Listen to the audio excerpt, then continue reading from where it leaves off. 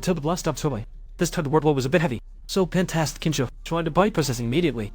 With the first experience behind, Kincho no longer seemed so clumsy. Still same everyone. The couple skillfully prepares.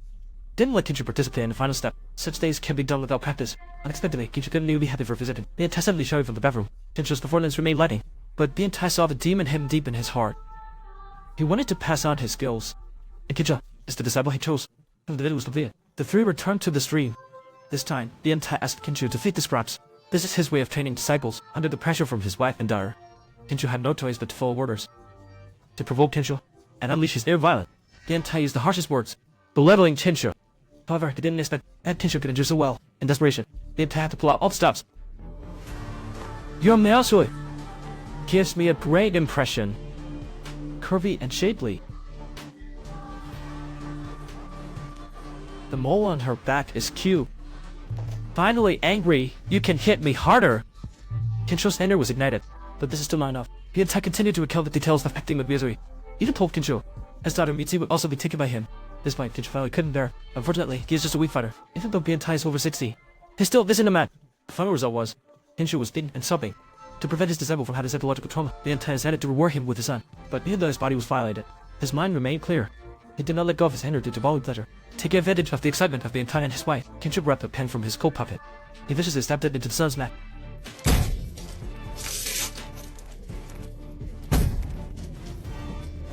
Master Shu. Master Shu, it hurts.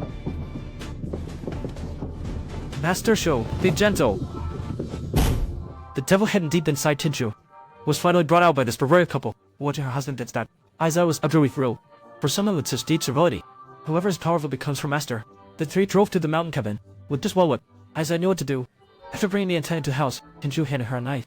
She was to deal with her still warm husband. Perhaps Aiza thought killing with the knife was too much, so she chose another way. She lifted the television and smashed it fiercely onto her husband's head.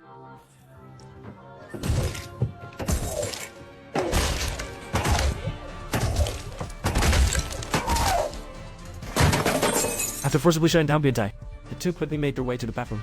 They took out the tool they had used for years and prepared to begin at his memory. Using the old method to make him disappear. Remember, from today on, I will replace Tai.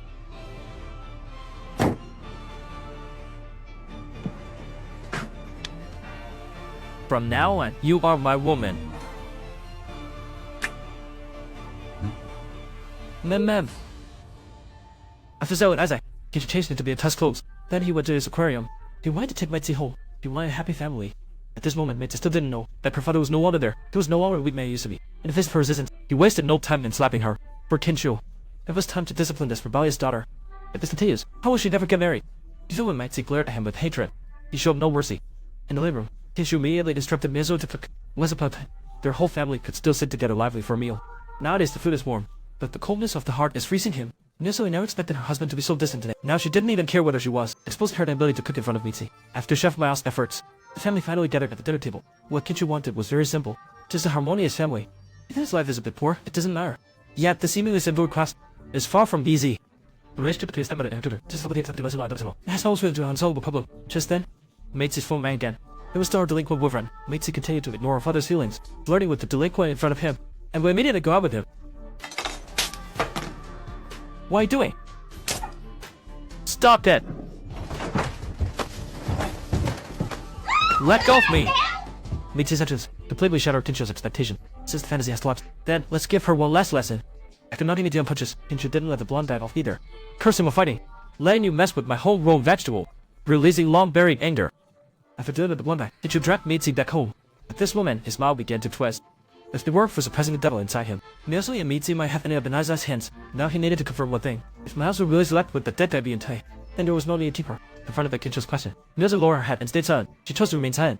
This made Kincho extremely angry. Immediately, he pushed her down to the ground, tempted to exercise his rights forcefully. During this, the unconscious Mitzi happened to wake up. As a result, Kincho knocked her out with a punch. After exercising his rights, Kincho left for the cabin at the mountaintop. He called the old officer to have him come to the cabin and take a look. Upon reaching the cabin, Aiza had completed half of her work. Seeing the master return, she immediately wanted to be the master's laptop. Who would have thought the master was here to kill her? Aiza.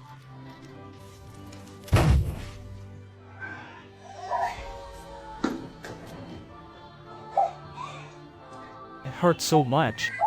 What are you doing?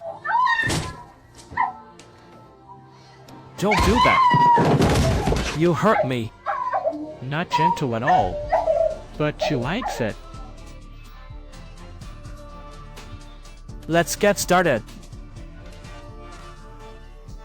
Kinshasa didn't expect this. This woman is more twisted than he is, and he then fought back desperately. IZ was relentless. Most accordingly, couldn't even handle this woman. IZ actually had a chance to take down Kinsho, but as a deeply submissive woman, she's done it already. Hearing Kinsho's screams, she decisively dropped the knife. But Kinsho is different. He kicked up the knife she dropped, and plunged it directly into her body. After dealing with Isaac, Kinsho went to the yard, waiting for the bulb officer to arrive. He also contacted Mazi, asking her to bring her daughter over. After the bulb officer entered the house, he just enabled Mazi to get out of the car. At this moment, he was holding a sharp knife.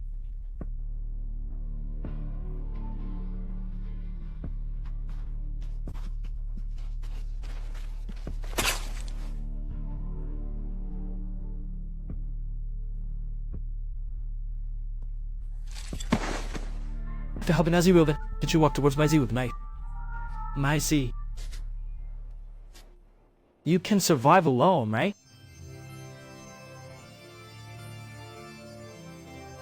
Do you want to survive alone?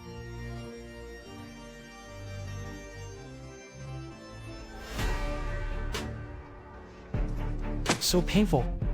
Does it hurt? I said it hurts a lot. Is it very painful? Do you want to live? I want to live. I want to survive. Really? You want to live? It hurts so much. Stop it.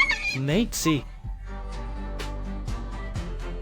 This is what life is. It really hurts.